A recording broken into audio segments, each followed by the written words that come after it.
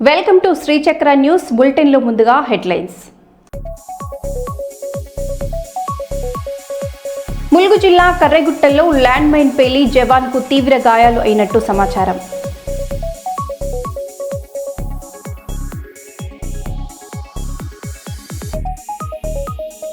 CI విక్రమసింహను suspend చేయాలని కర్నూలు జిల్లా SP కార్యాలయం ఎదుట న్యాయవాదులు ధర్నా.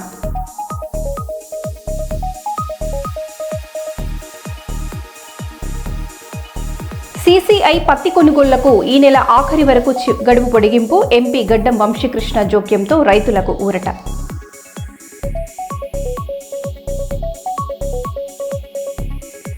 మహబూబాబాద్ జిల్లా బయ్యారం మండలంలో ఈదురుగాలుల బీభత్సం.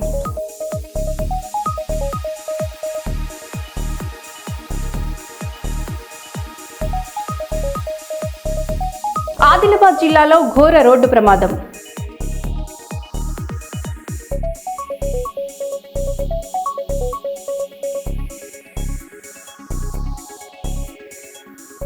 ఇక వివరాల్లోకి వెళ్తే, ఆంధ్రప్రదేశ్ రెడ్డి సంక్షేమ సంఘం ఆధ్వర్యంలో ఉయ్యాలవాడ నరసింహారెడ్డి 179వ వర్ధంతి వేడుకలు కర్నూలులో ఘనంగా నిర్వహించారు.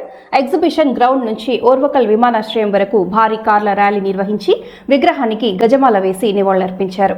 నంద్యాల ఎంపీ బైరెడ్డి శబరి కర్నూలు విమానాశ్రయానికి ఉయ్యాలవాడ పేరు అధికారికంగా పెట్టేలా జీవో విడుదల చేయిస్తానని హామీ ఇచ్చారు. स्वामी विवेकानंद साहब अलग करे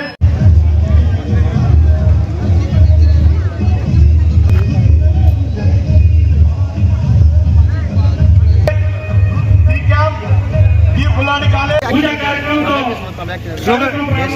स्लोगन ऐसा ऐक्यता ऐसा ऐक्यता ऐसा ऐक्यता उయ్యాలవాడ నరసింహారెడ్డి ఉయ్యాలవాడ నరసింహారెడ్డి దయచేసి సహకరించాలి. ఇప్పుడు విచ్చేసినటువంటి పార్టీదారులైనటువంటి బుర్జు రామకృష్ణ రెడ్డి గారు, వన వెంకరెడ్డి గారు అందుకు రావాల్సిందిగా ఆహ్వానించారు. అందరు కలిసి ఒకసారి గట్టిగా అమర్ రహే ఉయ్యాలవాడ నరసింహారెడ్డి, అమర్ రహే ఉయ్యాలవాడ నరసింహారెడ్డి, అమర్ రహే ఉయ్యాలవాడ నరసింహారెడ్డి, అమర్ రహే ఉయ్యాలవాడ నరసింహారెడ్డి, అమర్ రహే ఉయ్యాలవాడ నరసింహారెడ్డి, అమర్ రహే ఉయ్యాలవాడ నరసింహారెడ్డి. ముందున్నారు సైడ్ చేయాలి.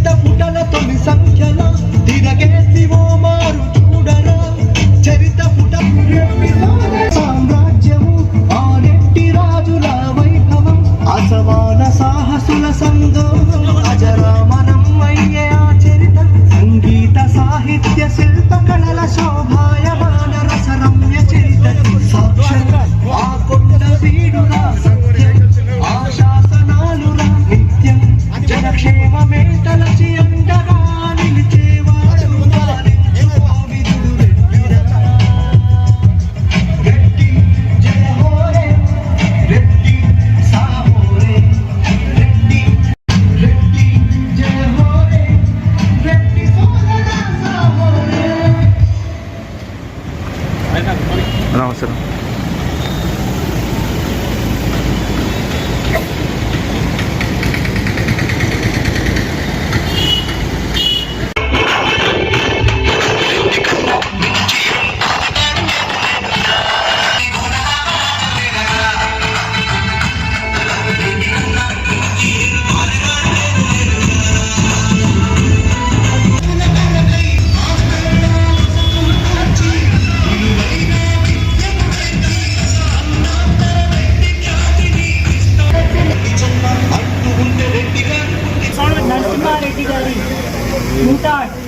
79వ వర్ధంతి సందర్భంగా ఈరోజు ఇక్కడికి రెడ్డి సంక్షేమ సంఘం వారు అలాగే పార్టీలకు అతీతంగా ఈరోజు అందరూ ఐకమత్యంగా ఈరోజు వచ్చి ఇక్కడ ఈ కార్యక్రమాన్ని నిర్వహించుకోవడము చాలా సంతోషంగా ఉంది.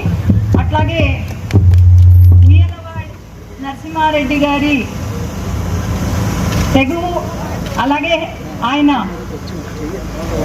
పట్టింపు అందరికీ కూడా ఉండాలని కోరుకుంటూ మన ఎయిర్పోర్ట్కి ఉయ్యాలవాడ నరసింహారెడ్డి గారి పేరు అఫీషియల్గా తొందరలో ప్రకటించబోతున్నాము. అట్లాగే అందరం కూడా యూనిటీతో ముందుకు వెళ్ళాలని కోరుకుంటూ మాజీ రాజ్యసభ సభ్యులు టీజీ వెంకటేష్ యువతలో ఆశలు పెరగటంతోనే పెళ్లిళ్లు ఆలస్యం అవుతున్నాయని పేర్కొన్నారు. ఆబోపా ఆధ్వర్యంలో నిర్వహించిన ఆర్యవైశ్య వధూవరుల పరిచయ వేదికలో మాట్లాడుతూ సరైన వయసులో వివాహం జరిగితేనే దాంపత్య జీవితం సాఫీగా జరుగుతుందని సూచించారు. 3,500కు పైగా రిజిస్ట్రేషన్లు నమోదయ్యాయని నిర్వాహకులు తెలిపారు.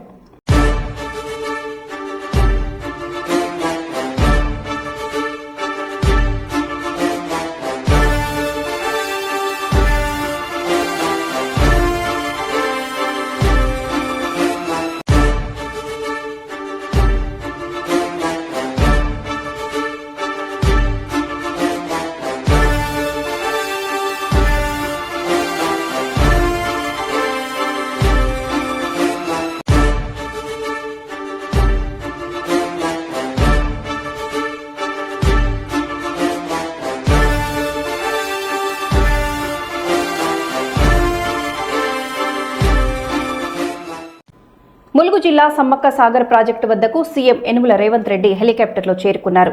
మంత్రి ఉత్తమ్ కుమార్ రెడ్డి, పొంగులేటి శ్రీనివాస్ రెడ్డి సహా పలువురు నేతలు పాల్గొన్నారు. మంత్రి దనసరి అనసూయ సీతక్క, ఎమ్మెల్యేలు, అధికారులు పుష్పగుచ్చాలతో ఘన స్వాగతం పలికారు. కన్నయ్యగూడెం మండలంలో అందరూ కూడా నాతో కలిసి పనిచేసిన వాళ్ళే, మధ్యలో అటు అయ్యారు.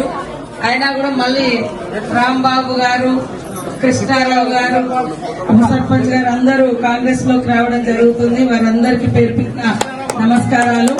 అందరినీ కంటికి రెప్పలా కాపాడుకుంటాం. ఇలా జైనైనాలు కూడా రేపు కానీ ఎప్పుడు వచ్చినా ఏదైనా లోకల్ గా మనోళ్ళు ఎవరైనా పట్టించుకోకుంటే మా దాకా తీసుకురండి, కాపాడుకుంటాం. అయ్యో మమ్మల్ని ఈ నాయకుడు పట్టించుకోలేదు, ఈ నాయకుడు పిలవలే, ప్రోగ్రాం చెప్పలేదు, ఎక్కడ బాధపడకండి. ఏదన్నా కూడా నా దాకా తీసుకురండి. నేను ఎప్పుడు కూడా మీకు అందుబాటులో ఉండే వ్యక్తినే. అందరూ కూడా మన వెనుకబడ్డ ప్రాంతం, ఈ ఊర్లు, వాడలు, పల్లెలు, గూడాలు, తండలు అన్ని తెలిసిన వ్యక్తిగా ఈ ఏరియాను మనము మరి బాగు చేసుకోవాలనే సంకల్పంతో పనిచేస్తా ఉన్నాం.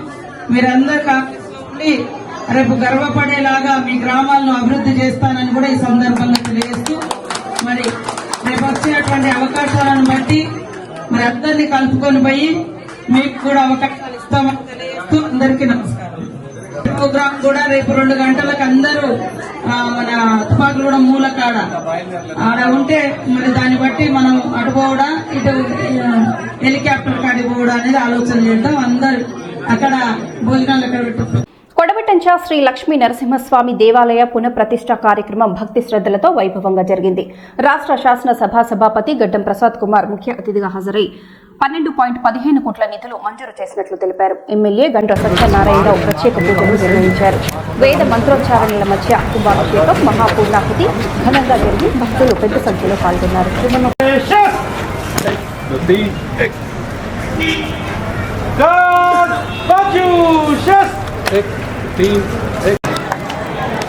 ఎందుకంటే దేని గొప్పతనం దానికే ఉంది. యాదాద్రి గొప్పతనం యాదాద్రి, కొడవటంచి గొప్పతనం కొడవటంచి. ఇది దానికి రాదు, అది దీనికి రాదు. మన కొడవటంచ ఒక అతి ఉత్తమమైనటువంటి భక్తులకి పిలిస్తే పలికే కొంగు బంగారంగా ఉండే మంచి ఆలయం కావాలి అని మీరందరూ కూడా అదే రకమైనటువంటి భక్తి తత్పరతతోటి ఈ స్వామి యొక్క అనుగ్రహాన్ని పొందే ప్రయత్నం చేస్తారు అని మేము ఆశిస్తున్నాం. మొక్కుకో అన్న నువ్వు ముఖ్యమంత్రి అవుతావంటే మొక్కుకున్నాడు. ముఖ్యమంత్రి కాగానే 12,15,00,000 రూపాయలు మేము అడగక ముందే ముఖ్యమంత్రి అయినాక ఒక 20 రోజుల్లోనే జీవో తెచ్చి ఆ 12,15,00,000 రూపాయలు మరి మా మేస్త్రి రమేష్ గాని, కార్పెంటర్ రమేష్, అదేవిధంగా మరి వెంకటేశ్వర్లు గాని ప్రతి ఒక్కరు కూడా మరి యొక్క సహకారంతో ఈరోజు ఈ ఆలయాన్ని 11 నెలల్లో మరి ఈ స్థాయికి తీసుకురాగలిగామని మీకు ఈ సందర్భంగా తెలియజేస్తున్నాం. మీ అందరి సహకారం, మీ అందరి ప్రోత్సాహం ఈ నియోజకవర్గం వరంగల్ ఉమ్మడి జిల్లా, కరీంనగర్ ఉమ్మడి జిల్లా, తెలంగాణ రాష్ట్ర ప్రజలందరూ కూడా ఈ రోజు స్వామి ఈ ప్రాంతంలో ఉద్యోగాలు చేసి ఎన్ఆర్ఐ కోటలో, అమెరికాలో, ఇతర దేశాల్లో ఉన్న ఉద్యోగస్తులందరికీ కూడా నేను విజ్ఞప్తి చేస్తున్న వ్యాపారస్తులకు కూడా ఈ స్వామి ఆశీస్సులు పొందే విధంగా, ఈ యొక్క ఆలయం అభివృద్ధి చెందే విధంగా మీ సహకారం ఉండాలని, అదేవిధంగా స్వామి ఆశీస్సులు కూడా ఈ ప్రాంత వాసులపై కలగాలని మనస్ఫూర్తిగా కోరుతున్నాం. కేంద్ర మంత్రి హెచ్డి కుమారస్వామి మంత్రాలయంలోని శ్రీ రాఘవేంద్ర స్వామి మఠంను కుటుంబ సమేతంగా దర్శించుకున్నారు. శ్రీ గురువైభవోత్సవాల్లో పాల్గొని మూలాం బృందావనంలో ప్రత్యేక పూజలు నిర్వహించారు. పీఠాధిపతి సబుందేంద్ర తీర్థ స్వామీజీ ఆయనను శేషవస్త్రంతో సత్కరించి రాఘవేంద్ర అనుగ్రహ ప్రశస్తి అవార్డు ప్రదానం చేశారు.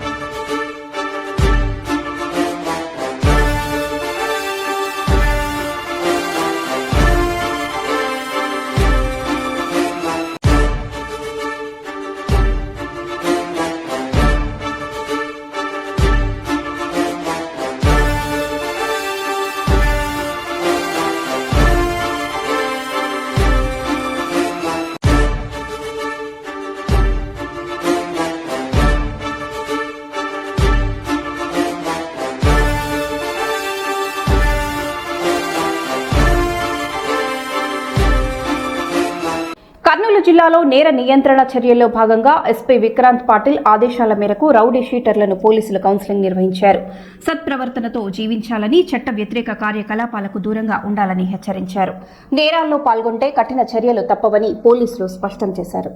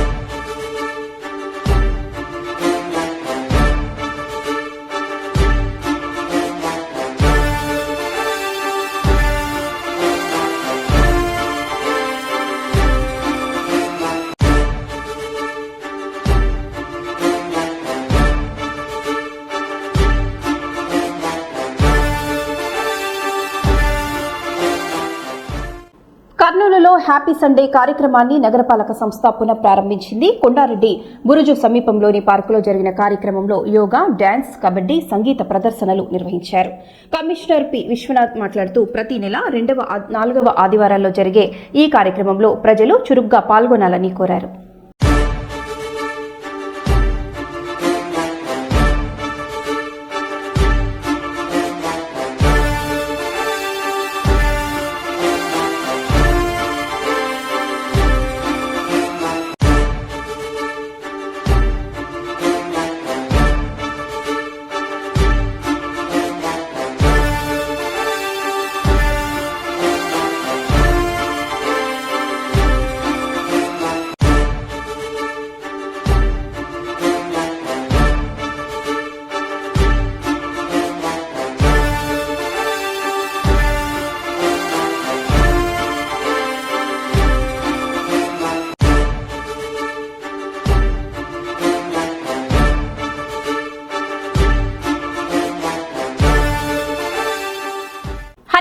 అంతర్జాతీయ మాతృభాషా దినోత్సవం సందర్భంగా నిర్వహించిన తెలుగు వ్యాసరచన పోటీల్లో శ్రీ చైతన్య విద్యార్థులు ప్రతిభ చాటారు. విజేతలను పశ్చిమ ఎమ్మెల్యే నాయని రాజేందర్ రెడ్డి సన్మానించి మాతృభాషను ఎప్పటికీ మరవొద్దని సూచించారు. తెలుగు భాష తీపిని ఆస్వాదిస్తూ ఇతిహాసాలను చదవాలని విద్యార్థులకు పిలుపునిచ్చారు.